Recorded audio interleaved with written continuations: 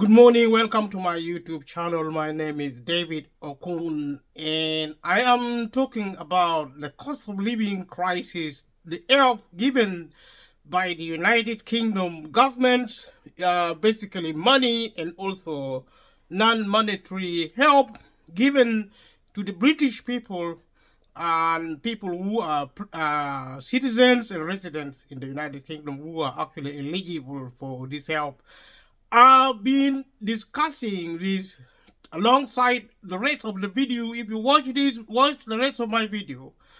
And also, thank you everyone who have been subscribing, who have been clicking like, clicking notification bell, sharing, and also leaving a comment. And continue to help this channel. If this is the first time, you're welcome to my YouTube channel. My name is David Okun. And Merry Christmas and Happy New Year.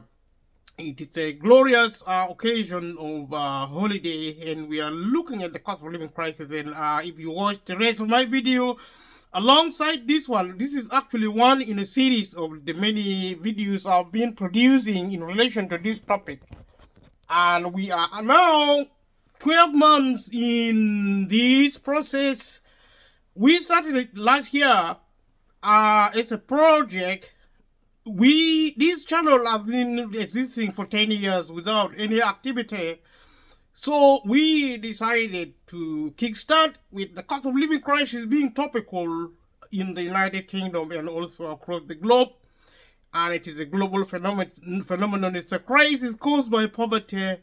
Poverty being created by an extreme form of capitalism practiced in the United Kingdom by the Conservative Party, especially the right-wing extremists in the Conservative Party, who having ruled the country now for more than 10 years.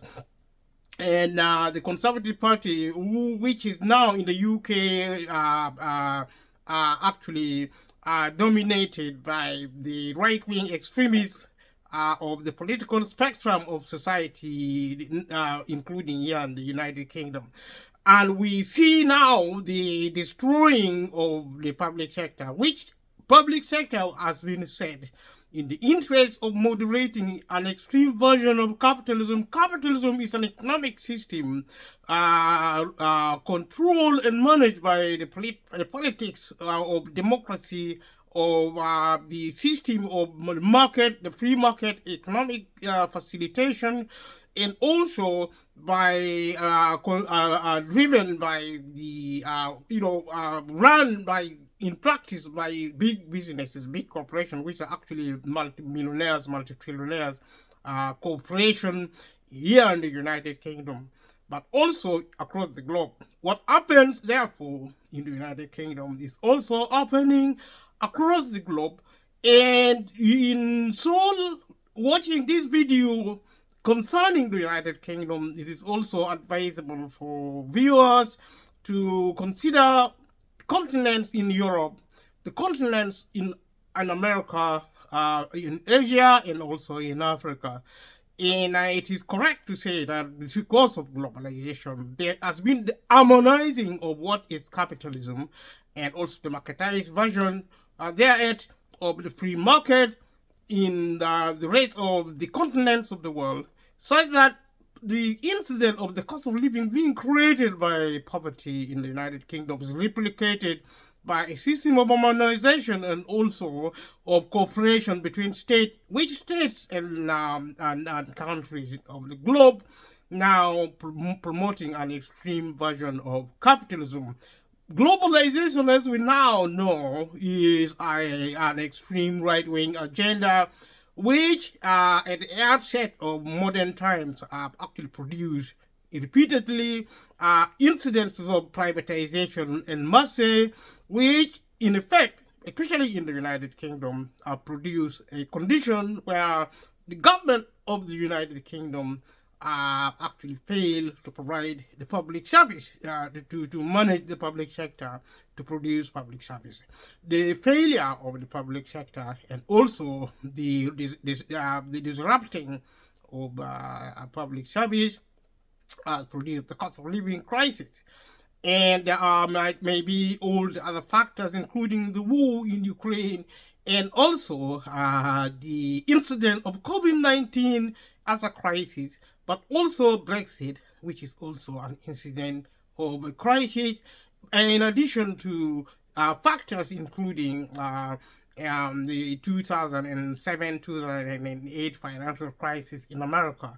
If you have seen the rest of my video, you will follow this the conversation in relation to what caused the cost of living crisis. If you live in the United Kingdom or elsewhere and you are interested in addressing a problem of humanitarian proportion, such as found with the incident of the cost of living crisis, it is actually highly advisable that you take a careful look at what's caused it, because in understanding the real solution of the problem, you are therefore placed in a good state to solve such a problem. And so I am inviting you to watch this video and also do your own personal research. There is no excluding of a person in the United Kingdom, whether you are a working class in the lower range or the middle class, or you are a multimillionaire or a multi-billionaire in the upper class. We are all in this together as a society, and the solving of one problem, including the cost of living crisis by one section of society, is also an invitation by the other section of society, as found between the rich and the poor in Great Britain. In these are actually find a replication across the globe. Therefore, as a global community, it is in the interest of the global citizen that poverty is eradicated, which in effect, if done successfully, will also eradicate incidences such as the cost of living crisis, the cost of living crisis, which of its own is caused by poverty. And in the United Kingdom, I have actually suggested the setting of the national living or even working the national minimum wage or living wage, whichever, however you brand the same. It is the same situation. It doesn't matter how you package. What is needed in the United Kingdom is the increasing of the minimum wage or the national minimum wage or the national working wage, living wage, including the London factor. And we need, in my opinion, a minimum of £30,000 per annum for the minimum wage and the living wage nationally. And this, in my opinion, is the beginning of eradicating poverty almost instantly.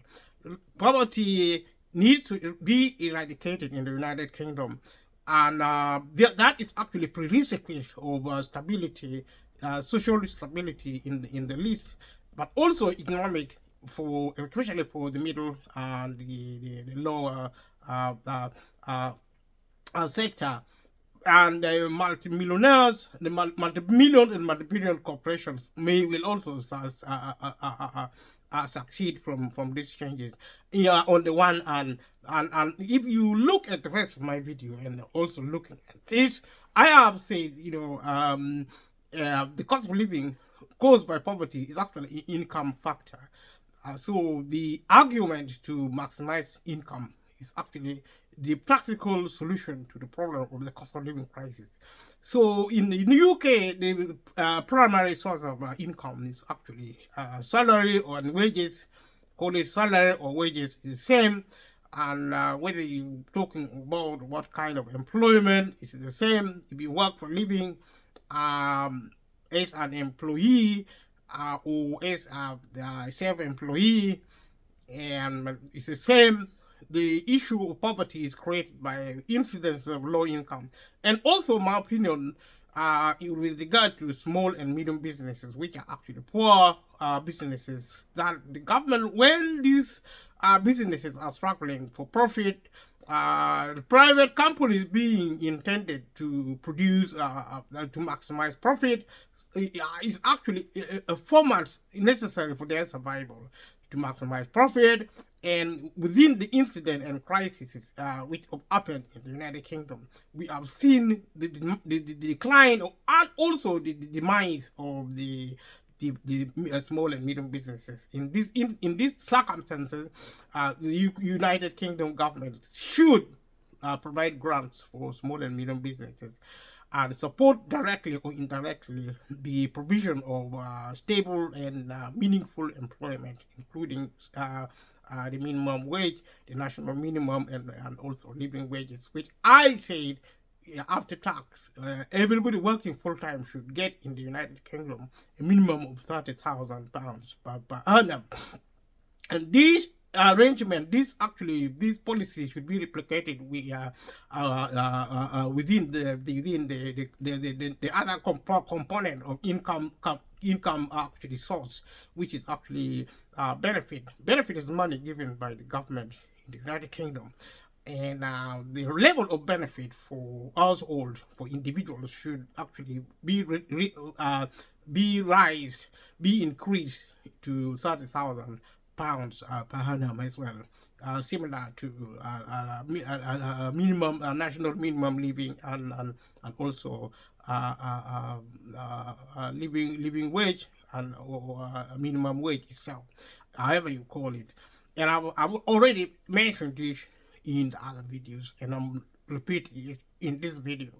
And income is fundamental, and in terms of benefits, also of employment law in the United Kingdom should be simplified and also should be revisited to actually favor employee and small and medium businesses as opposed to favoring cooperation. Cooperation should be supported by the government when the government actually set policy to grow the economy. But also, the economy should be accessible by the total numbers of the population. The society should not be divided, or part of the society should not be excluded economically, where there is now a trend in the extremity of capitalism, where the many are now being excluded from the economy, and also only the few is being catered for. I have discussed it in the other video and also in this one. Thank you for watching my video, and if you have come for the first time, subscribe to my channel, and if you haven't subscribed to my channel before, subscribe to my channel. Those who have already subscribed, thank you so much. Continue watching, and leave a comment below. Let me know what you really think. And I'm so excited having to participate in this situation. And going on with the discussion of the cost of living, and the reason why I've been insisting to discuss the cost of living, because it actually addresses so many fundamental issues to do with the economy, to do with government policy, or including government policy on privatization. The British people are rightly proud to live in a country where privatization is being operational by the government policy, and privatization and the system of capitalism is what we need in our modern society to create wealth and also to strengthen our economies, and including resources to provide different function in our society, including food, energy, and other form of security, including national security. Because without the economy, we will be actually lacking in capacity, with the result that we will actually create more problems than solve. So it is correct for the government of the United Kingdom to operate the system of capitalism, including the marketizing of the system. What I am actually trying to suggest to the British government is that either it moderate the condition of privatization, which privatization is now gone so deep and so detrimentally in destroying what was left of the public sector. The public sector is actually the housing power of the powerhouse of the public sector. The public sector is actually the powerhouse of social policy. Which social policy is responsible for social welfare? Social welfare is actually the basis of the welfare state, including the welfare benefit in the United Kingdom. And these welfare benefits actually money, fundamentally money, mainly money. And I'm in a minute going to talk about the primary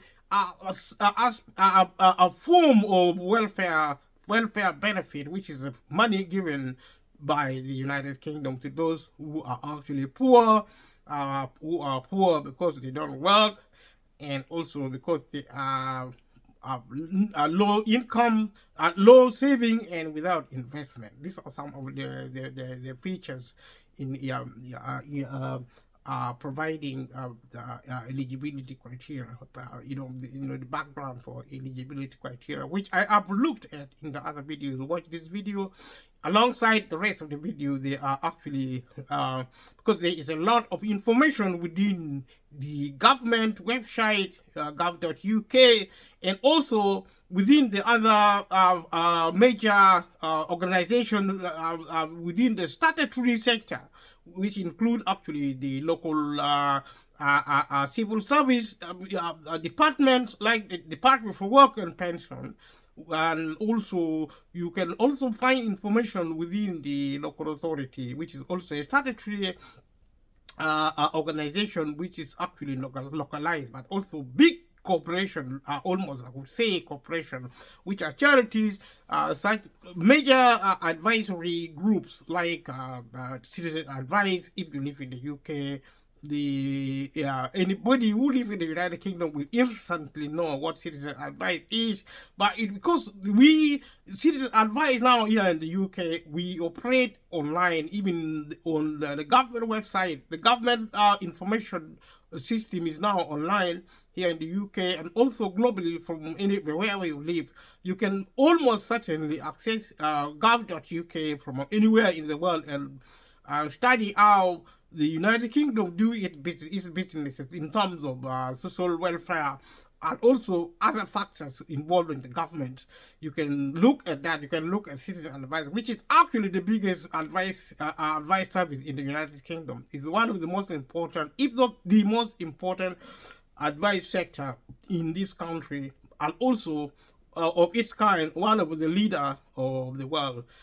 Britain being a leading country, Citizen Advice is one of the leading countries on earth, which is really something which should be able to help so many people, except for the fact that the public sector being closed by the government, being closed down by the government of the United Kingdom, have actually restricted the statutory bodies which are there to provide public service, including welfare service, which is now lacking. What is left is now is a residue, and I could argue with authority that the public sector is now gone forever in the United Kingdom, but it also, because it's part of the global agenda, privatization, which actually destroyed the public sector. Public sector, as I said previously, was created in the United Kingdom to moderate capitalism. Capitalism has been the staple of the global economic system from the start. And in as much as we had other variations, including communism, socialism, that was to no avail, having been created, those systems having been created merely to moderate the extremity which came with the with capitalism. Capitalism in its nature actually is actually is there to promote rule, but is always conducted by the few over the many. And in what relationship pertain to what we can say, masters ruling over slaves. The modern citizens are actually slaves especially seeing the incidents such as we now know to be we know now to be the cost of living crisis. The cost of living crisis is a fundamental evidence of a slave-master relationship in a capitalistic economic environment. And there is no denying today that we have found ourselves wanting, in the face of our arguments for peace, reconciliation, and freedom. The incident of the cost of living crisis, alongside the other crises, especially involving poverty and also for the many, but not for the few. And the few getting richer, the many getting poorer. In this relationship, we fail on our case for freedom and democracy, which is actually intended to moderate society and to bring peace. In other words, it is our own. It is the onus is on society, including the rich and the poor, including the few and the many, to now revisit what I call the cultural economy, which is actually the focusing on humanity in relation to development. Economy relating to development, but also culture involving education, focusing on the value of humanity. And I've said this in the other videos. I'm repeating it over and again in this video, and going forward I will raise these two fundamentals in terms of developmental economy as compared and contrasted by the cultural economy. And the cultural economy as such is needed to moderate society, actually to turn around the violence created in history and also perpetuated in the contemporary society. There is no medicine to be found other than in revisiting our cultural roots and also producing incidences to include peaceful discourses involving humanity. It is actually a simple concept, because what we think produces who we become. If we begin to actually change the way we think, we thought war and we produce war.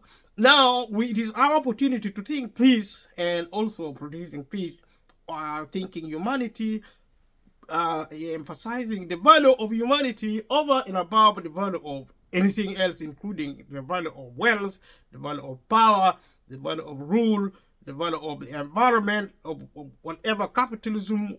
Our centering should be on humanity, and this is seemingly a simplistic viewpoint, but it is fundamentally important, because in my opinion it is actually the only way left for us to come back on track, on the plane of peaceful relationship, peaceful dispensating, such as I have actually mentioned in the previous videos. And thank you once more for supporting this channel. And we are making progress in this channel in terms of the techniques of producing videos, but also in terms of our preparing material. I am sticking with this approach for a while, but hopefully around, from next year going forward, we will probably be looking at other things to kind of begin to cater for a wider audience within the my YouTube channeling. And my invitation for young people, especially people between 13 years and 17 years, to try their best to actually pay attention to this channel, because there is a problem in society, and children, especially children, even if from 10 years, if you are watching YouTube at 10, but I expect you to be maybe 13. I don't know the years allowed for children to watch YouTube. I would think maybe 13, between the 17 and 17 to maybe going forward up to pension age. And watch this channel and try to understand what I'm talking about. If you understand one thing of regarding what I'm talking about, That is important to me, and that also means you will be in a position to do your own research.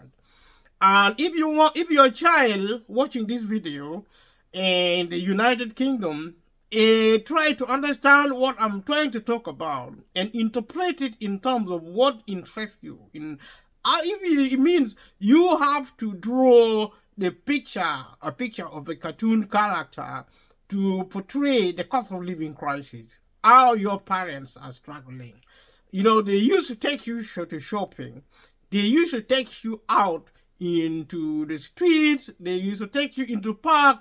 You used to go on holiday, but not anymore now. You used to get what you want in terms of what snacks and the food you could choose, and also you could use to warm your home adequately during winter, and you had options. But now it is increasingly lacking because of the cost of living crisis.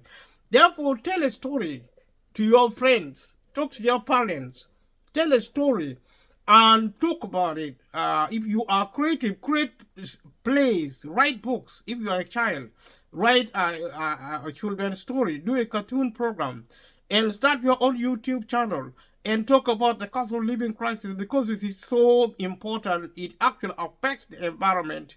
It affects food supply, energy supply, water supply. It affects medicine, because the welfare system includes medicine as well as food, energy, and water supply, housing. It affects actually income. It affects employment. It affects benefits. It affects housing, family issues. It actually involves a consumer issue when you go to the shop, you go to the supermarket, and you cannot really access what you need to access. And if these issues are actually our issue, the law and the court system. If you are a kid, you need to know the law. If you're going onto the street, how to behave on the street, in parks, your personal safety. If you're a child, this material is inclusive. People should pay attention to it, even if you're a child, and especially if you're a child. And even if especially if you're a teenager, teenagers are now being killed on the street because of violence. So I'm talking about cultural values, talking about poverty, but I'm also arguing that if the British government can take the British people out of poverty, then there is an opportunity to begin a process of accessing wealth. And wealth will never be accessed by the many, and until there is a change of culture and process to produce conditions where peace and peaceful discourses can be managed and implemented. And therefore, what we now need to do is, as a country, is really to think of the best way to unite as a country, whether you are rich or poor. And there are so many things to talk about. Today, my main aim is to introduce a benefit which is actually in the United Kingdom, which if you're outside the United Kingdom is similar in Europe and America. In America, they may name it something else. They may call it welfare or whatever they call it. In Asia, in Africa, like I said, there appears to be no any meaningful welfare system in Africa, in which case African governments should learn from the Europeans in order to introduce a welfare benefit, including pension, including child benefit, including sickness benefit. In the United Kingdom, like I said, we need a reform of the system. We need one benefit to fit all who need help, who are on low income, who have been unable to work for a living because they have no job, and their job, if they work, they are on low pay, or the contract are actually unhelpful, including the contract of 0-hour contract. And all these are actually welfare system, welfare requirement, including health care, including employment, education, including public transport, including actually housing, which elements I will be talking about throughout the year. Access to justice also, and we will talk about that. The family in specific, we will talk about that because the family is actually a very important institution, especially for children and for women and for men. Is the fundamental source of security, social security, and like now, where the government appears to be closing down the public sector, perhaps permanently, the family should now begin to come together to form a family welfare system to replace the welfare state. The welfare family, perhaps we can rename it. We can also create something called the welfare society, which is actually the extended family, your uncles, your aunties, your nephews, your cousins. You can come as an extended family like we used to have in Africa, perhaps also here in the United Kingdom. Because if the government is closing down, then the society and family should rise and replace what is left. And if individuals can afford to actually live alone, and that should now culturally, I think personally, people should start living together. If the government is now refusing to actually help, then in my opinion, I think society, families, communities should now start coming together and provide a welfare such as now being done by churches and all the other social community systems, also from family. Food Bank in the UK is actually an example of families and friends and communities coming together to provide food. When we talk about supplying food banks, it is actually erratic, and the food, actually the quality of the food needs to improve. And there are farmers in the United Kingdom. If you watch this and you are a farmer, consider actually contacting food banks in the United Kingdom to provide food. There is no need, at least big farmers, to grow food products in the United Kingdom and throw away 50%, over 50% of these foods back into rot into the soil, into the earth. This is unacceptable. It is, if you ask me, that is a form of evil, and that is a sign that products such as food, energy, and water should not be left at the arms of the private sector. And it is easy to blame private companies when they fail to provide welfare in the United Kingdom. They are not designed for that. It is actually, that's why the public sector was designed to provide welfare. It is as simple as that. And if you are a member of the United Kingdom family, if you live in the United Kingdom, rest assured that as long as the public sector is privatized, there will be no welfare benefit. You will be homeless if you don't have money to buy a house outright, because you will not be given credit system. As soon as the public sector is shut, you will not in any way get credit from the banks. The government may make temporary arrangement with the bank or credit companies.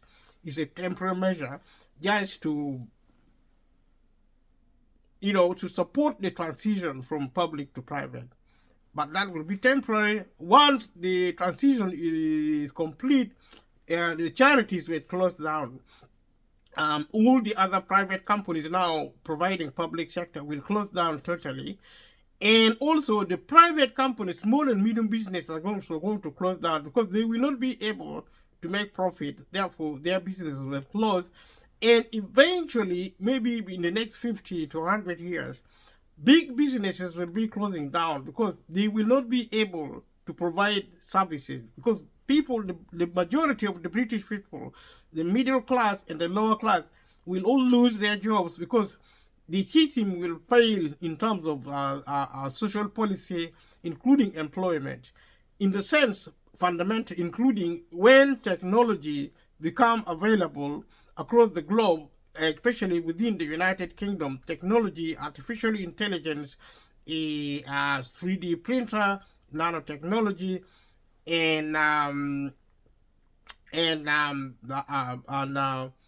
and all the other aspects of technology, which is now emerging, robotics, for example. Um, it is already there, and it will be on the increase. And the more they develop, and the pace of change, of technological change, is so fast that within 10 years, within 20 to 50 years, they will have taken over running of the economy. The artificial intelligence is now being introduced in the public sector, within the civil service, within the DWP itself, immigration, and all this. So if it is now applicable in these organizations, it is going to actually accelerate the process of privatization within the public sector. And once that is done, they will take over entirely the running of the economy. That means there will be no human employee, including the middle class. But eventually, even the upper class will be impacted, because if you are actually a multimillionaire now, the wealth concentrating, the wealth being concentrated increasingly into the hands of the few. The people who are now multimillionaire will transform into multimillionaires, and some of the multimillionaire now will fall off and become middle class. And as soon as you're middle class, you fizzle out, because you will have no source of income, falling from the you know, the sub from the level of being a multimillionaire of the upper class. Because you see, the fewer and fewer people are going to be to be accessing more and more wealth. More and more wealth will be concentrated in fewer and fewer individuals, so that we are going to be having today's billionaires are going to be tomorrow's trillionaires. Today's millionaires are going to be tomorrow's billionaires, and their percentage in terms of the population is going to be less and less, and we're going progressively from 10%, 5%, or even 1%. Eventually, we're going to be only 1% accessing the global resources, the entirety of global resources, which means 99.9% of the population, perhaps 99% of the population in between 50 to 100 years, will be entirely excluded from society. They will have no access to resources. All of them are going to die, literally, because the level of violence will have been so extreme that at a time when wealth is actually in abundance in the world, these wealth are going to be owned by extremely violent individuals who are actually billionaires and trillionaires, who control technology, who control the world resources in its entirety. They will deliberately exclude the majority from anything, including food, energy, housing, transport, you name it. People will not actually progressively be thrown out of the global the global resources. Once you are excluded from the resources, you are excluded from the world. Therefore, you die because of violence. Until people learn peace, and there is no sign of there being a prospect for peace, because nobody is seeing that the multimillionaires, because you see, if multimillionaires and multimillionaires now do not help poor people, if multimillionaires and multimillionaires having concentrated wealth into their hands today do not actually help the poor, that's why there's the cost of living crisis, because the rich are actually controlling the wealth, the few are controlling the wealth, and the many are actually being pushed out of the wealth to create conditions of poverty for the many. If that is happening, that is actually evidence of violence. And if violence continues, like we see now, our understanding of violence is war, such as we see in Ukraine, in the Middle East. That is our understanding of violence. But violence comes in all shapes and sizes. If we begin to teach our children through cartoons that, wildlife, which are actually animals, trees, fruits, vegetables, are more important than human beings, we make them feel these are their best friends. If you will watch the cartoon program, brainwashing the minds of our young people, and are actually confusing them to the extent where some more and more young people now do not want to eat meat. Tomorrow, they may even refuse to eat vegetables because if vegetables are their best friends, cartoon characters, their best friends, animals are their best friends, water is their best friend, and fire is their best friend because this is what is now understood to be nature, their best friend, then they are not going to hurt them. They wouldn't want anybody. Our children are going to be psychopaths. They may start eating strange things. They may be creating strange products through technology, through science, through they will be eating things which are not even heard of, which are created. They will be eating plastic, synthetic foods, and this is the future.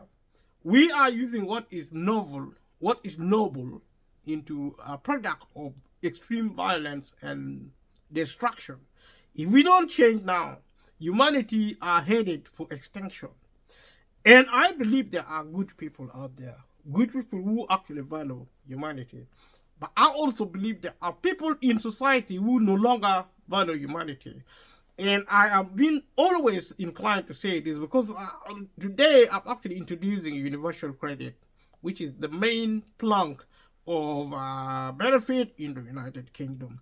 And I'll be talking about universal credit, but I have always been obligated to illustrate the wider problem because once we produce a strong background of the problem, I believe there are men and women, children and adults there willing to defend humanity, because if we don't defend humanity now from wrong elements who are actually now running our society, we will go extinct. Therefore, every good person who actually think humanity is valuable, speak up. If you don't speak, do something. Leave. If you have a family, if you're a single mother, that is family. If you are a single father or any type of family, you are living in a family, look after each other and come together. Unity is strength. Come together. The time is now. Don't wait. Come together now. Begin to bring resources together. Be an expert on money. Be an expert on resources. Manage your resources. Be an expert. Because if you try to rely on advisors, advisors are disappearing because there is no money left from the government, because the government have to actually finance this organization. These organizations are shutting down. They are dying because the government has refused to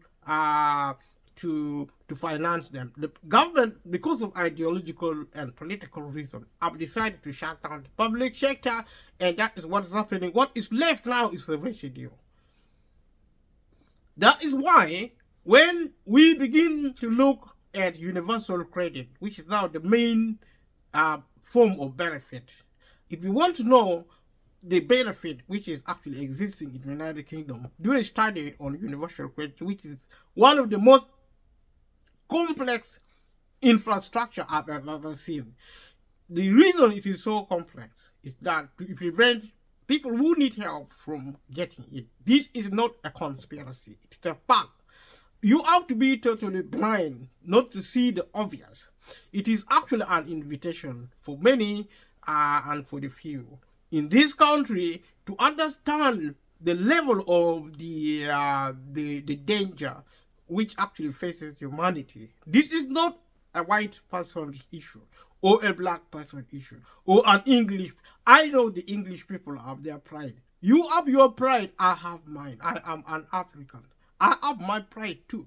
But you see, if you want to be in the real world, then you have to face the real world. And there are actually people who are deluded in the United Kingdom or also in Africa. They think they are rich. You are not rich. You are actually poor. If you work for a living, you are actually poor. And that is where you should start. And in Africa, similarly, I have my pride. Nobody wants to be on benefit, because it hurts our pride. The people of the United Kingdom, especially the English people, have their pride. The government have failed to acknowledge the greatness which is actually the United Kingdom, such that Now, the people of the United Kingdom are treated like prisoners. They are treated like criminals on probation services because, you see, there is an accusation of fraud. Fraud is a myth in relation to the welfare benefit because benefit is the most humiliating thing you can put a person through. It should be closed down. It should be even renamed. If there is to be any benefit, it should be done with dignity. The word dignity should be written on the forehead of every MP, every member of parliament, every minister. Should be written on the way in the forehead of every royal family. The King Charles should carry this badge on his forehead, dignity. You see, in providing the welfare state, and the government should not refrain from giving excuses. The British people need their dignity. The level of benefit should go up, and the approach to getting it should be simplified. If there is no money, the government should tell the truth to the British people, other than treating the British people as if they are children, if they are poor. If the United Kingdom people disagree, allow the government to treat them as children, they will be children. Children always die, because that is why children in society are always protected by adults. Every time adult abuses children, adults abuse children, children die. Every time the British people decide to be children, being looked after by the state and refusing to actually challenge the state, if they refuse to do that, they are going to die, because the government has absconded.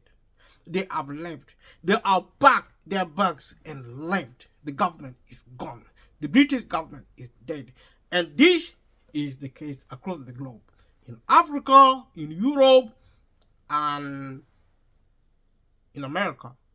Wherever, whenever, everything is gone. They have packed their bags and left. The country is empty. If you have money, then you have access. See, that is why the government has privatized the entire globe. It's not just in the United Kingdom, but across the globe.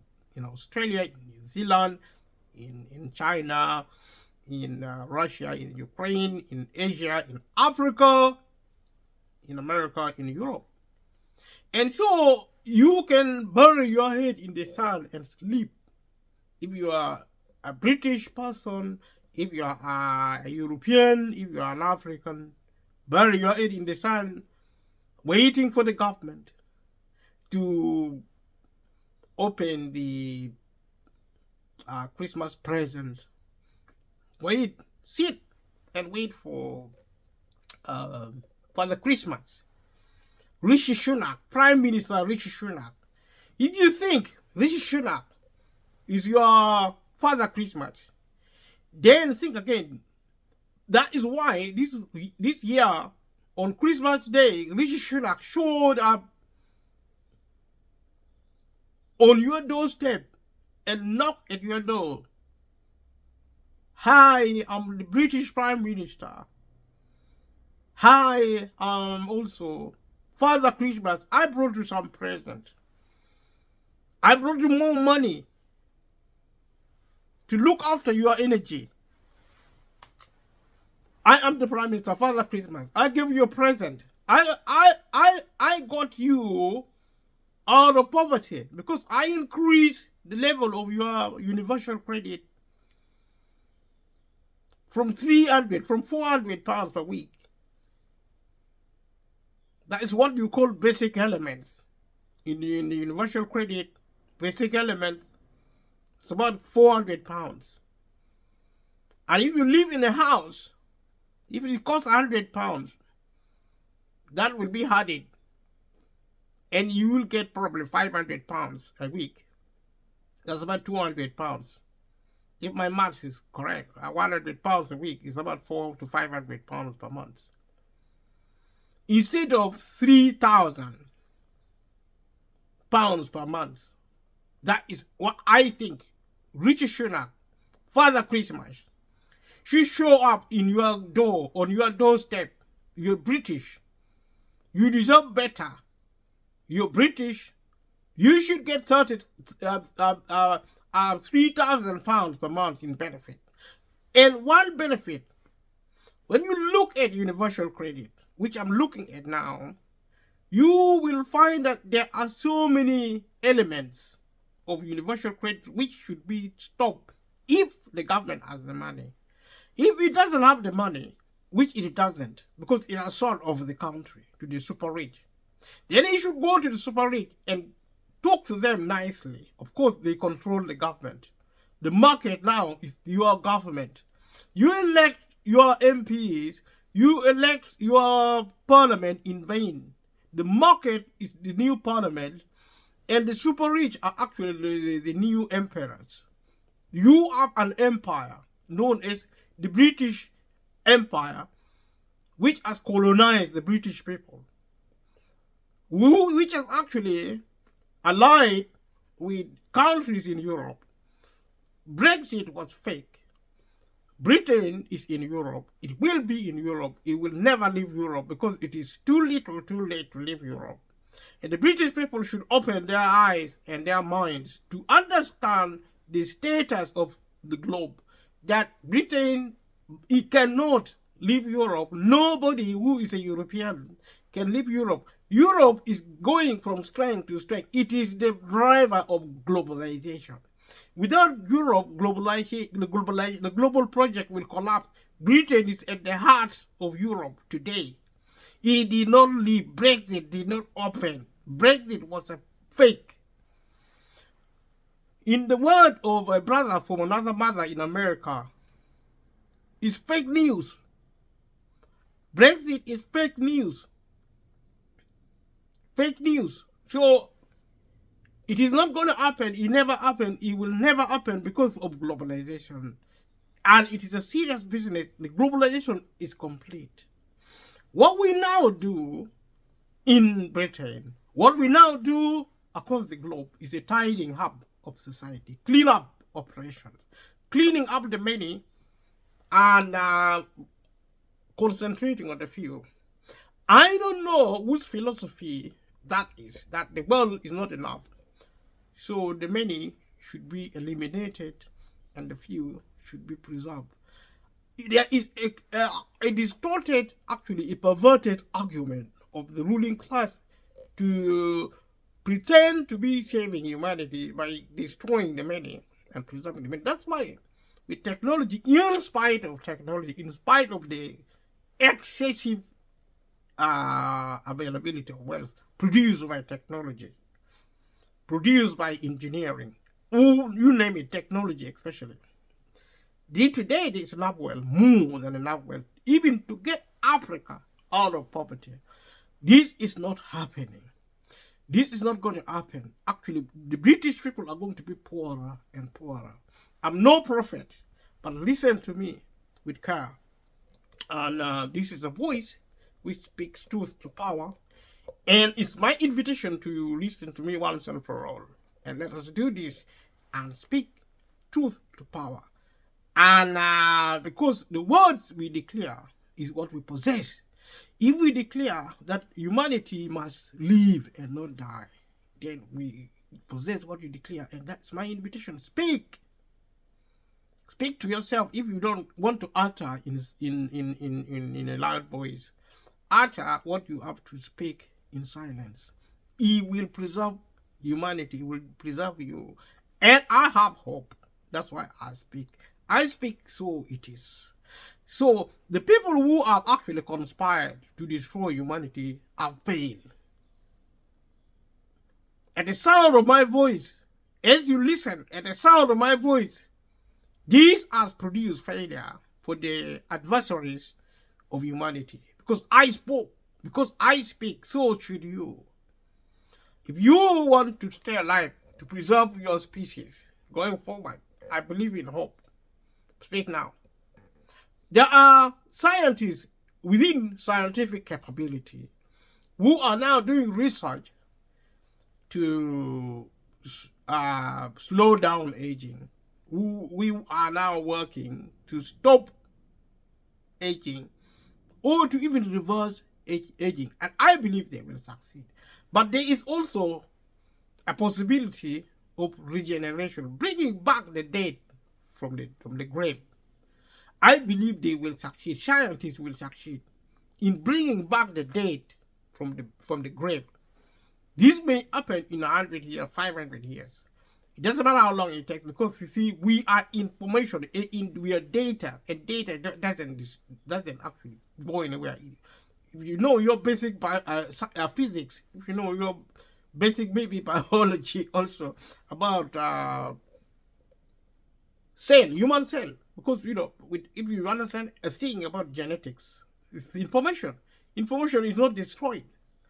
As it is not destroyed, so when we die, our information is preserved. It doesn't go anywhere. This is good scientific information. Do a research.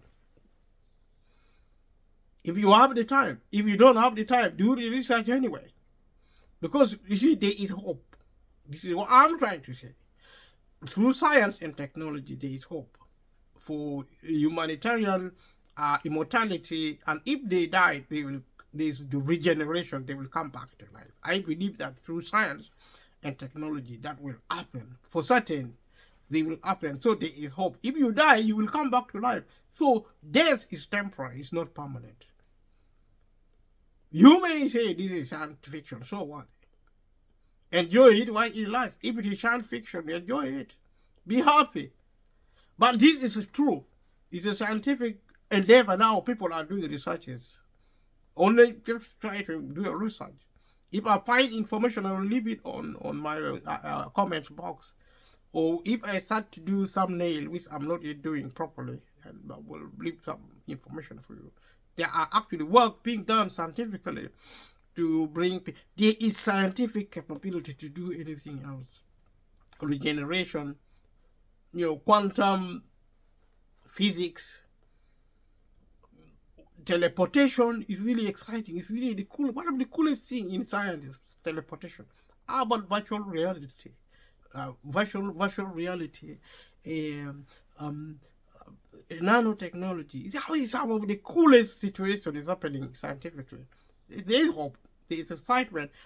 Only let us avoid lunatics and terrorists to turn science into weapons of mass destruction. We want actually tools of mass construction. We want tools of mass construction, not weapons of mass destruction. The same technology for peace can be turned around for war. And that will be horror stories for humanity. Because we are not going to allow that to happen. Because I speak so I possess. This information is out. And it will not return empty. It will actually find disciples. And because I spoke and recorded, it is out there. 1 or 2 people will watch this video.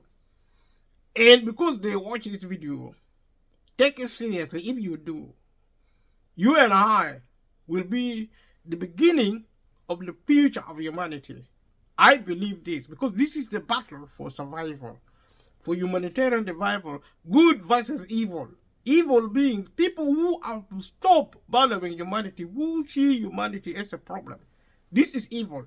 Good people are actually the ones who may not be perfect, but they understand the value of humanity and they stand up for humanity. And this is why I am doing this program, and I will continue to do it. We are a small program. I am optimistic there will come a time when this channel will be moving to encompass species and invite and attract more and more people. The more the merrier. So that is where we are heading. I insist on doing an introduction on universal credit.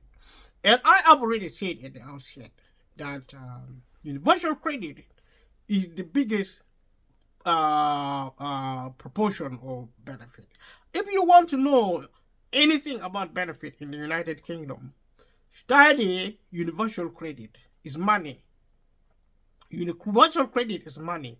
It's nothing else. Universal credit is money given by the United Kingdom government to people who are unemployed and also to people who are sick and to children Universal credit is not given to pension, but they are given to children. It is called child element.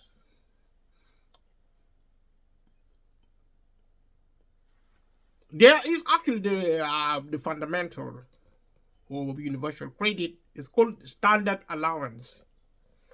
This is about £400 per week. And in total, it is actually paid monthly. And if you make a new claim of universal credit, then it will take 5 months to be given to you. And if it is given to you after 5 months, you are most likely to be in financial hardship, in which case you are actually able to ask the DWP, Department for Work and Pension in the United Kingdom, to provide you with an advance pay. I think it is called advance of benefit. If this advance of benefit, you are minded to know that it's not a grant but a loan given by the Department for Work and Pension to help you in the process when you are actually waiting for your payment from the universal credit. This is actually the making of a complex situation even more complex with universal credit. Delaying claimers benefit, people who are so poor, who are paid so low in benefit, are being actually made to wait for their benefit, and this is actually wrong. And we have to take it as a reality now happening. If you want benefit, you have to go through the process, and this is government policy pertaining to universal credit.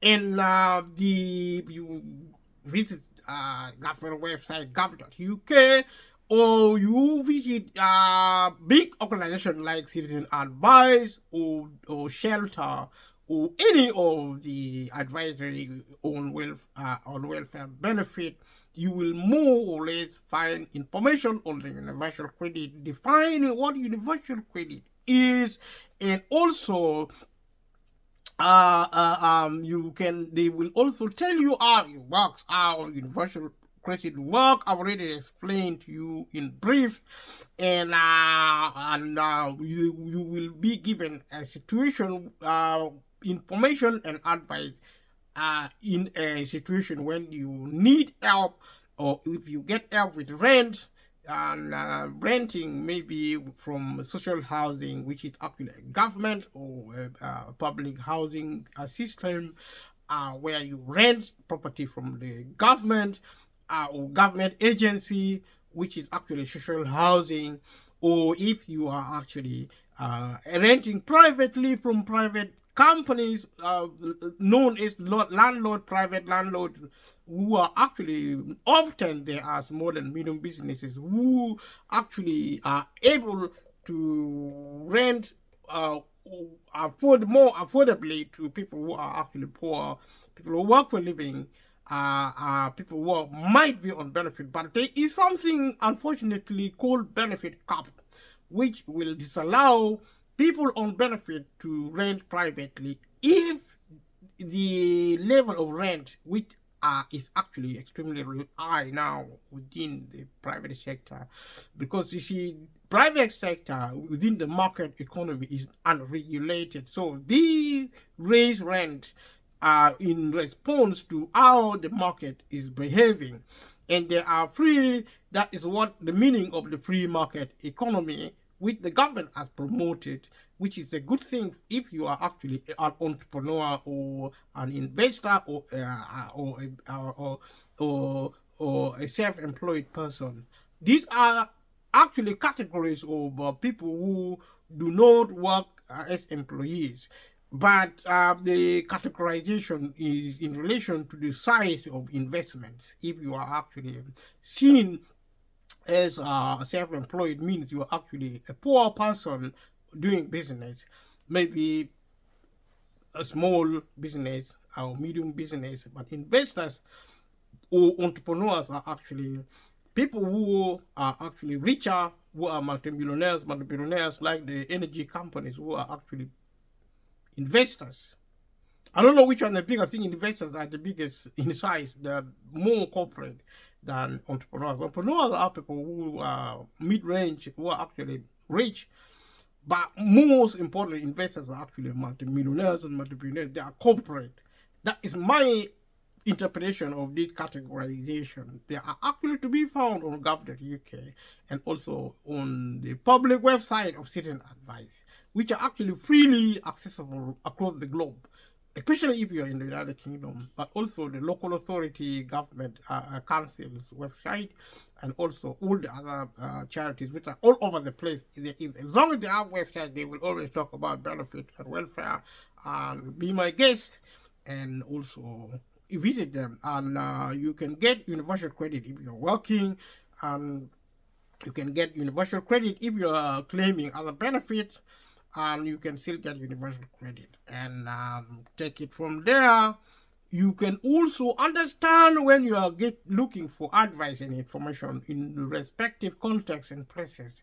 With you can try and understand the normally before you make a claim, you have to check eligibility criteria, for universal credit, where you can get it. Eligibility means if you can get it. I've already discussed it in the other videos. I'm only repeating it now because right now I will be concentrating on universal credit, because I think 90% of the means tested benefit in the United Kingdom is now universal credit, which is what is the most important aspect of the universal credit. If you have to know one thing about the benefit, welfare benefit in the United Kingdom, only know about the universal credit, because everything else hangs around it, following a reform. And you learn there how to look at your eligibility, and also you learn how to claim universal credit, and you actually are taught how to start a claim, which is actually done online. And you put your personal details there, your name, date of birth, and you need to look at whether you are your immigration status. There is something called recourse. No recourse to public fund is a very sensitive issue, which I have already commented on. I will be commenting on that as I look at immigration, as I look at benefit, also the factors such as immigration status, and also how to calculate payments. You can do that online or by yourself, but I can say to you that you will inevitably need the help of an advisor within the DWP or within Citizen Advice, because lack of resources. These services are now shutting down, even within the DWP itself. DWP, Department for Work and Pension, and organizations like Citizen Advice are extremely big up and down the country, but they are lacking funding at the moment, and they are actually shutting down eventually, which means at the moment it is extremely difficult to access services. They are under pressure because the government is not funding them. That is the reason. And so you can actually apply for universal credit, and they can give it to you or refuse. If you refuse, you can actually apply again. Maybe there are other problems. Maybe you didn't give enough evidence, then you can apply again. And then like I said, you can get advance payment if it is delayed, because it takes up to a month, 5 months to get paid first payment. And there are other issues also which I will be discussing to you. This is actually an overview. I'll be discussing in fair detail going forward, and this is my commitment to do this because it's fundamentally important for the British people, because without income you are actually a sitting duck. So if you're sick, you face a situation of benefit known as limited capability for work, LCW. This is actually a categorization of the sickness element of the universal credit. If you're sick, then you can report changes of circumstances when you fall sick. You have to report changes. If not, then this will not be reflected on your claim, because you see, condition of getting means tested benefit is that you should be looking for work.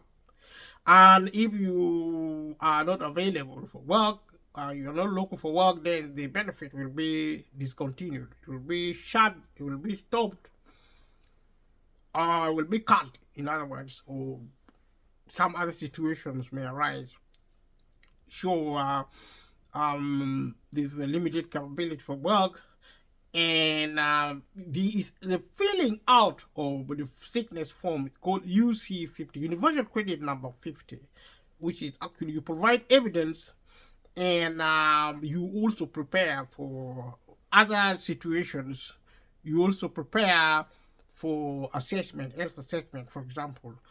And these are actually divided in different sections. Universal credit is composed of first section, and you also have universal credit containing different type of questions.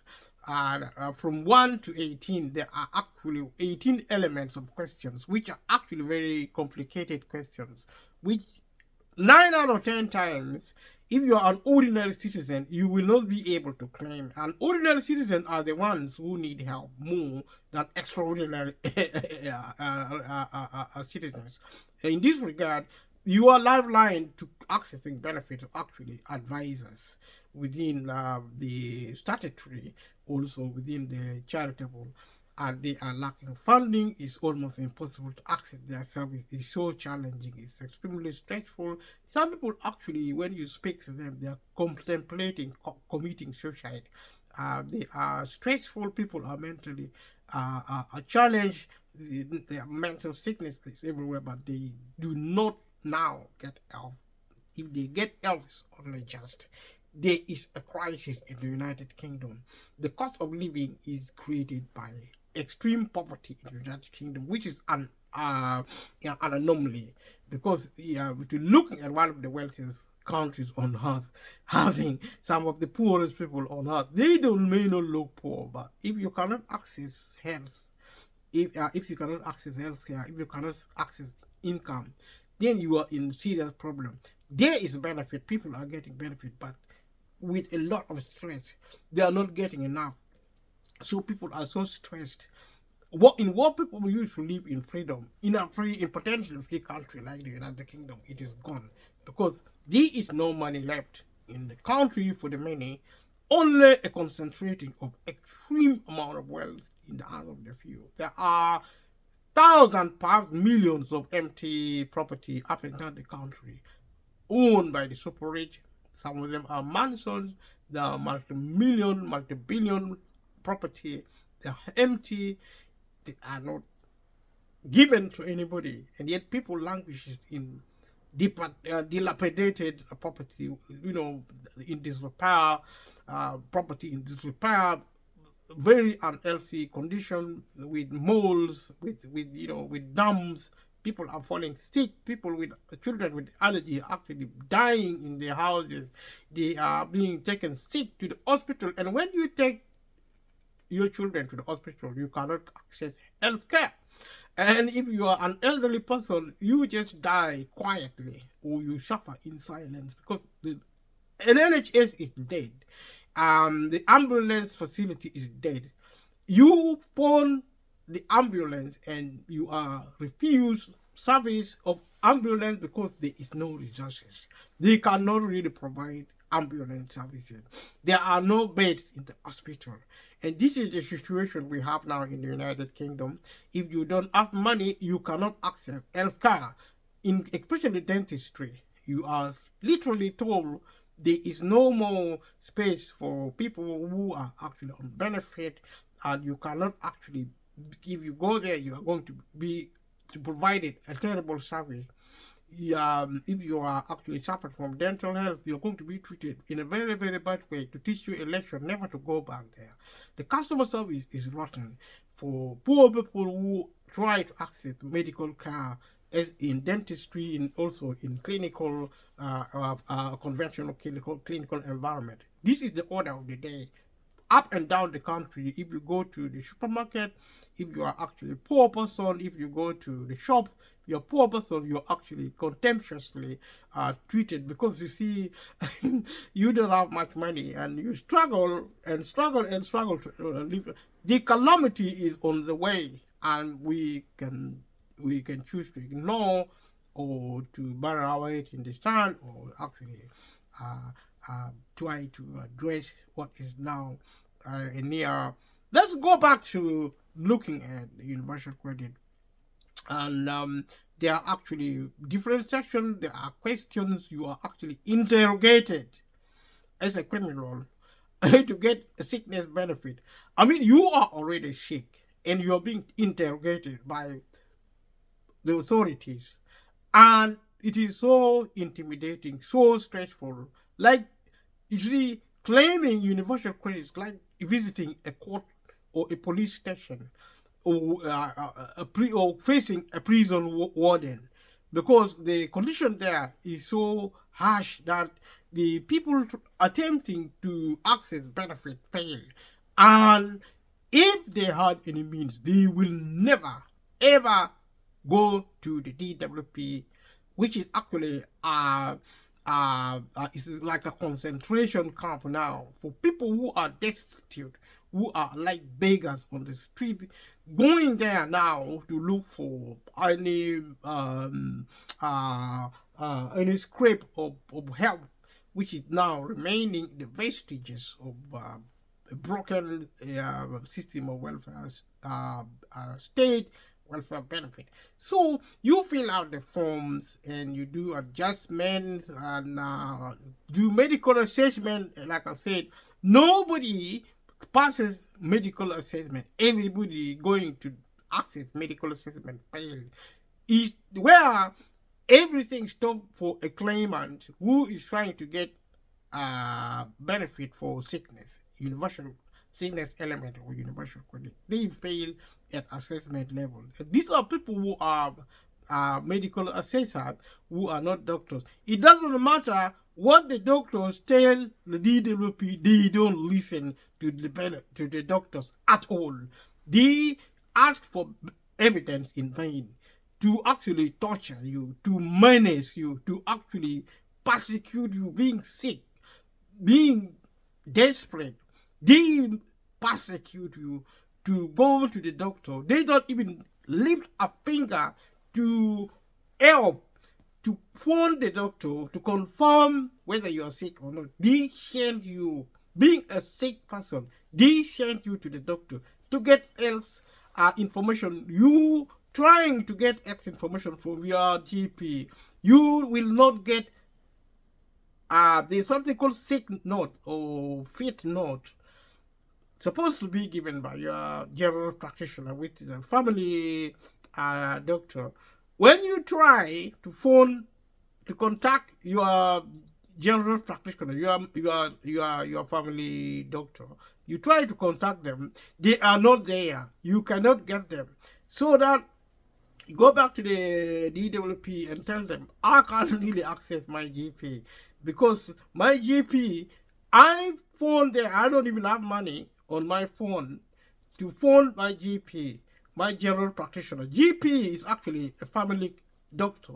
My family doctor, general practitioner, is a family doctor in the United Kingdom. If you don't live in the United Kingdom, you live in the United Kingdom, you know who a GP is, a family doctor who actually sign contract. They are private, funded by the government or funded by somebody else, but they are so negligent of NHS patient. NHS, National Health patient, which is actually National Health Service, is actually a public health service infrastructure in the United Kingdom, which is now a horror story. It is actually hell on earth. The National Health Service in the United Kingdom is hell on earth, because if you phone your GP, your general practitioner today, you potentially can wait for 2 hours. Nobody will answer your calls. If they do, they will tell you one word or one sentence that there is no appointment. Now, if you are facing the DWP with a benefit situation, you are sick, you are not able to access your general practitioner to get fit note to take to the DWP as evidence of being sick so that you can access sickness benefit. Sometimes if you are not able to work, your benefit is actually cut. They stop your benefit if you are not available for work because of you are sick. They will just stop your benefit and you are going to be without benefit. Because until you get a fit note, and if your benefit is stopped, you're going to be evicted from your home. Because of being sick, if you're on benefit, don't fall sick. If you fall sick, you fail the condition of applying for benefit. People who are sick do not meet the eligibility criteria for universal credit because you have to be available for work. You have to look for work to get universal credit. And if the doctor cannot tell the DWP that you are actually sick, then we are going to cut. I mean, if you're sick for more than 2 weeks, I think the condition, you continue to be sick for about 2, 3, maybe 4 weeks. Your universal credit is going to be cut. They're going to be stopped. You're going to be left without benefit if you are sick. That is the benefit rule at the moment. And secondly, you cannot get sickness benefit because of health assessment. Everybody fails health assessment. It's like playing a lottery. 90% fails.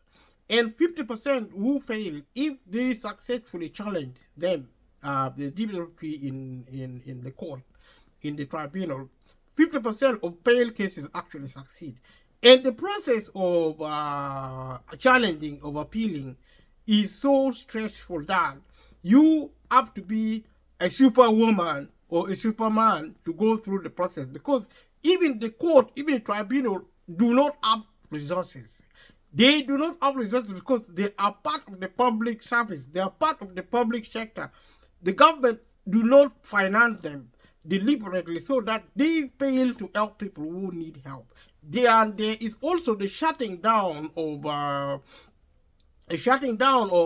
legal aid, which used to provide legal access to poor people who cannot see the cost of legal proceedings, legal service is impossible. Today in the United Kingdom, lawyers are actually going on strike.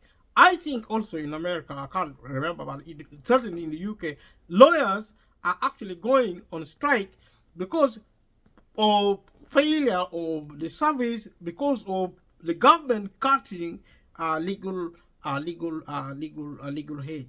And the story is the same in housing, in hospital, in schools. Children in school cannot access food.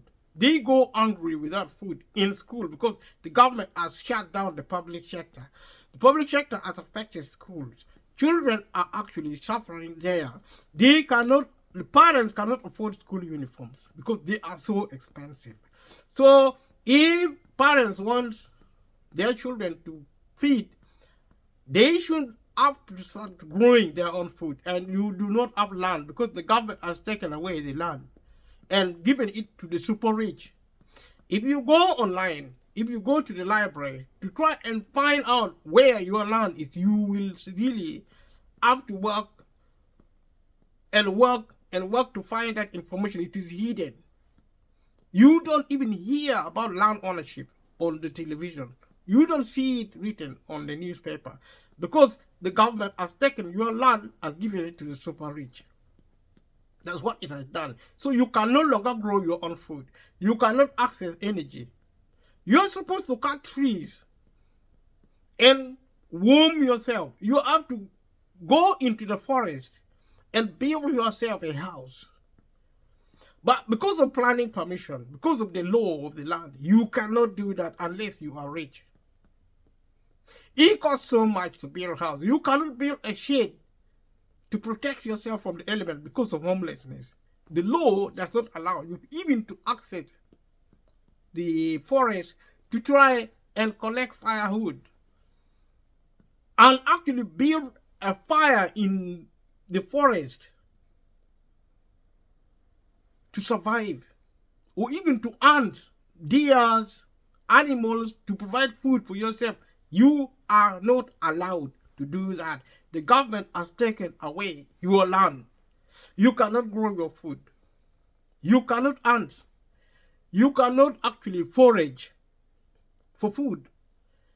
You have to buy from the supermarket, and the supermarket are actually artificially making food expensive by throwing away food produced using government money. This is actually the evil of capitalism, and it is the truth. The British people have a choice to face the real world or continue to languish in Alice in Wonderland, in fantasy that there is a country. There was a country known as Great Britain. No longer. We have a jungle, a system of extreme violence, of rule, of imperialism, which are operated in Africa, in other worlds, but now it is coming home to roost in the land of the United Kingdom. We see this, the few getting richer, the poor getting poorer, the majority of the population getting poorer. You know, conditions don't get worse, but the worst is still to come. Today we live in paradise in the United Kingdom. Men and women are dying at sea, trying to actually come to the promised land known as the United Kingdom in vain.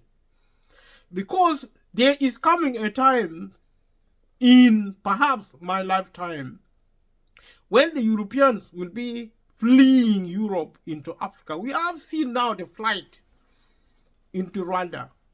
The policy of the Conservative Party to take refugees into Rwanda is the beginning of the government actually deporting the British people into Africa. To empty Europe, you are going to be exported. There is beginning, see, because the immigrants are actually creating a floodgate of deportation. The British may be voting the government for deporting immigrants from United Kingdom. They're encouraging the British government to deport immigrants to Rwanda in Africa. They're happy about it, because I know. The opinion poll are, they are happy. They left Britain, they left Europe in Brexit, and the Conservative Party, Boris Johnson and his cohorts actually told the British people that leave Britain and then you are over the moon, you are in heaven. Because there will be endless amount of money for the NHS. The NHS is closing down today after Brexit. We have COVID-19 to replace Brexit. The function of the government initially is to run the country during emergencies, which Brexit and COVID-19. Now we have the cost of living crisis. What do we do? So we have a situation which we are so excited to deal with. And Rwanda or no Rwanda, Africa or no Africa. See, the country has changed, and we now have to deal with what we have, which is actually universal credit for people who are actually not working, for people who are actually needing help. If you are a sick child, if you are actually facing a situation of child element. And as we have been saying, been talking about medical assessment within the jurisdiction of universal credit under the DWP, Department of Health and Works and Pension, under the estate of the British Empire, which has sold of the public sector and emptied the country of every resources supposedly for the many poor, as opposed to resources actually being siphoned to the pockets and the estate of the few who are multimillionaires and multi-billionaires. We continue to look at universal credit in the United Kingdom. This is a preview and overview of what is happening within the benefit infrastructure known as the universal credit, which is actually the central plank of the benefit economy. We have seen the incident of medical assessment, which ultimately prevent anybody from accessing sickness benefits. Sickness benefit is fake news. It is fake. Nobody is getting it. And advisors will advise claimants, potential claimants, to claim it anyway. And they struggle to the best of their ability to represent their clients, to challenge the DWP, to actually appeal the decision of the DWP with the appeal tribunal. And if they do adequately, which they cannot, because there is no money, for this organization. These organizations are shutting down. So we are back to square one. We suffer as advisors, we suffer as claimants, we suffer as working class, we suffer as humans. But suffering is a blessing in disguise. If we decide to speak, either loud, speak out loud, shout out loud, or speak in silence. Either way, we win. Wrong people cannot succeed. They are more deluded than us, good people. See, evil people are more deluded than good people. Good people are now seemingly losing the fight, but usually good will triumph over good will triumph over evil, because we are humans. Humans will have the last say. So, you who is now persecuting humanity, do it as much as you can, but you will lose. We will win. We humans will win. We will have the final say. Persecute us. Treat us as much as you like. Do whatever you like, but remember, you will not succeed. We will win. So let us look at universal credit in the United Kingdom. Look at medical assessment. You can also look at activities, because you see, universal credit, if you're looking at the health element, the sickness element of universal credit to claim, they will look at how your sickness affects you. So they could look at the activities, how they are restricted there, how activities are actually impacted. That is the policy. And also the something called universal credit descriptors, the sickness element descriptors, which describe the scenarios the government believe would be consistent with a sick person to qualify for benefit or otherwise. So when you're actually given information to take into account when you're actually claiming universal credit. And you will also get something called housing element of universal credit if you actually rent.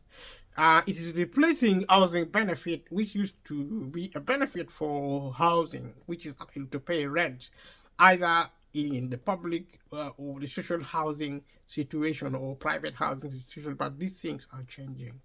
So you continue along this process. This is an overview, like I said to you. This is what you're looking at as an overview of what happens with the universal credit infrastructure. And then you are looking also at something, how the minimum income flow works if you are self-employed. People who are self-employed can also get universal credit.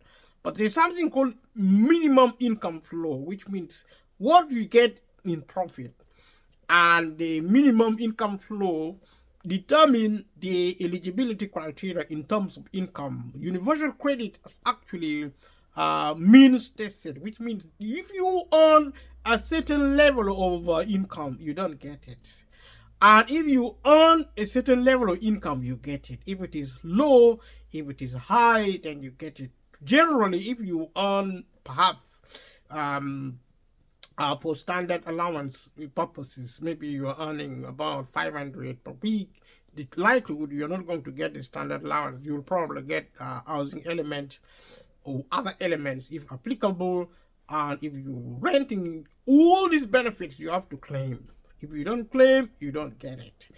And the likelihood is that nobody is going to help you to know whether they exist or not. Most people may or may not even know it exists because there is no mechanism of informing households of the availability of benefit.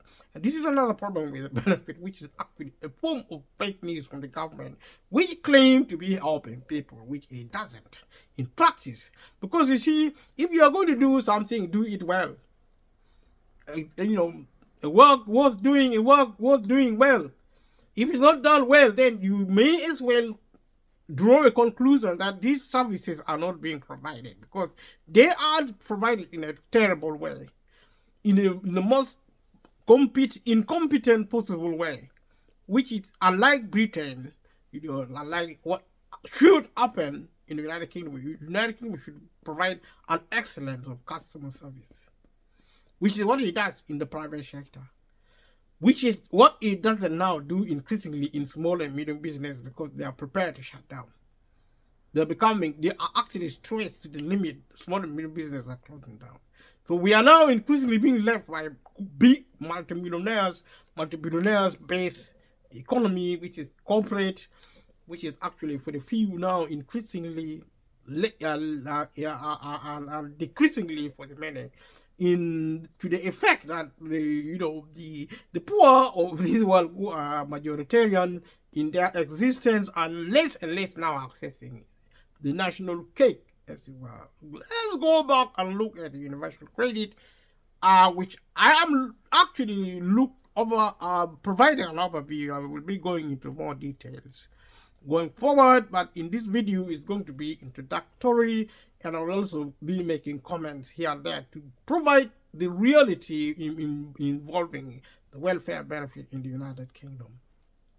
So if you are actually if you have debts and rent arrears, which actually I've talked about this severally in other videos, watch the other video to understand what debt means and what rent arrears means. And there are also something called budgeting advances, which is if you're struggling and you probably have less money, you can get those budgeting advances. They are actually loans which you have to repay, and I will discuss that going forward. And if there are changes of circumstances, which if you are sick, you need to report these changes of circumstances. If you do, normally if you are sick for longer than necessary, because you have to be looking for work to get universal credit, your universal credit is going to be discontinued. If I am correct. If I'm wrong, then we will find out going forward. And if you enter into employment newly, and if you receive increases of pay, if your income goes up, you need to report this thing. There is something called work-related activity groups. If you need it, then you are actually put into a group to support you to get work often. So there is something called claimant commitment. If you are claiming any benefit, you need to make a commitment, especially the universal credit. Especially universal credit, you have to make a claimant commitment. You are a claimant because you are claiming benefit. You are a claimant, and you have to commit to certain terms and conditions, like in what we know as signing a contract, and the breaking of which will land you into some really serious problem with the organization. So if you sign contract, if you make a promise, mainly I'm going to look for work, and I'll be available for work, and I'll accept jobs which are reasonable, and nobody knows the meaning of reasonable. You can pluck it from the hair and apply it as much as you like, and that is what is happening. There is something called challenging the DWP. If they make a decision and you are not happy with the decision, there is something called mandatory reconsideration, which is actually mandatory means it's statutorily you are right to challenge a decision made by the DWP, which is actually nice. But in practice, this is a very tedious process, and if you don't get an advisor, 9 out of 10 times you are not going to do it successfully, because the information is so hidden and so complicated, and every time you speak to a client, they don't know that, for example, you need to make this MR within a month's deadline or 13 months deadline if you have a good reason for failing to meet the 1 month deadline. If you don't do a mandatory reconsideration, then your claim fails, your actually case fails from there, and you have to, if you are, there is a change of circumstance, if you are refused benefit or normal benefit, also sickness benefit, is you need to do an MR. If your MR fails because it is late, not to mention backdating benefit and all that, and you need to apply probably again, and or just look for work. And because the government attitude is not to pay benefit, look for work, and there's no work because work is provided by the public sector. The public sector has been closed. There's no employment. What is left is actually what is left. Now employers are now abusing employees because the government has allowed them to do that. The government cannot support employment, because to support employment you have to give grants or some kind of support to small and medium businesses which are shutting down. Because if private companies shut down and there is no public companies, there is no employment. As simple as that. It is not really rocket science. If you go to the supermarket now, the supermarket is being run increasingly by the machine. And the cashier, the checkout is now self-service. On the shop floor, it's now self-service. There is automation of the supermarket, of the stores, which means you don't have jobs at banks, at the retail. Retail used to cater for more than 50% of employment in the United Kingdom. Not anymore because of technology shutting down in terms of employment. The government cannot do anything about it because these supermarkets are owned privately. And it's not a problem until you are in a situation of unemployment and failing to access income, and also failing to, first time, you fail first time by losing your job at a supermarket, or actually working in a condition which is actually equal to unemployment, because you are paid low, you work long hours, you work irregular hours. The employer has absolute power over you because you are at the receiving end of the work market, which is actually dwindling, which is distorted by technology, to say the least. So we are looking at universal credit, which is a source of income, the primary source of income apart from employment income. And if you do something wrong, you experience something called benefit sanctions. And you looking at information, you will find that information to look at it to understand what benefit sanction is. It means your benefit is going to be reduced, and eventually, if you do any more wrong things, it's going to be stopped. Benefit sanction is a feature of one of the evils you find in the government, featured in expressed in universal credit condition and benefit generally, especially universal credit, which is the mainstay of the benefit system. There is also, you can challenge them, you can experience reductions from your benefit if you are overpaid benefit, even if it is the mistake of the DWP to overpay you, then they reduce your benefit, which is another form of evil, because these people are already poor.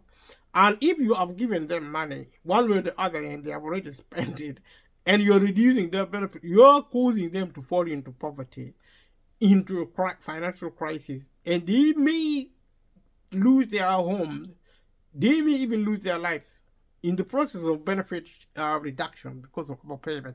All these policies are intended to prevent people from accessing benefit. And if the government wants people to get benefit, they should remove all these conditions of claiming benefit. So there is also something called hardship payments, which is actually totally nonsense because there are hardship payments actually loans which you don't even get because the condition of getting hardship payment is almost zero. The condition is just impossible. So you can also challenge decisions of sanctions, challenging sanctions, which is theoretical because the DWP is overmighty compared to a poor person who is actually hopeless. So that is the outlook of universal credit for today. This is an overview. So going forward, I'm going to concentrate on universal credit and explain step by step in terms of also information, but also in terms of the policy and politics of benefit, which if you like, click like. If you don't like, click like anyway. Or don't click like. Or if you want to support the channel, click like anyway. Also subscribe to this channel and share with family and friends. And leave a comment and let me know what you're thinking. Thank you so much for to everyone who have been really helping all this time. And these are some really intense information channeling, which is really good for everyone, in my opinion. I enjoy the process, but it's challenging for me. And no pain, no gain. I go through a lot to collect information and also to condense the information and also explain it. We are almost 2 hours, 1 hour. If you are actually watch after this point, you are a champion of champions. And we are a small channel and we are growing slowly but steadily. And I'm so excited. See you in the next one. Thank you. Bye bye.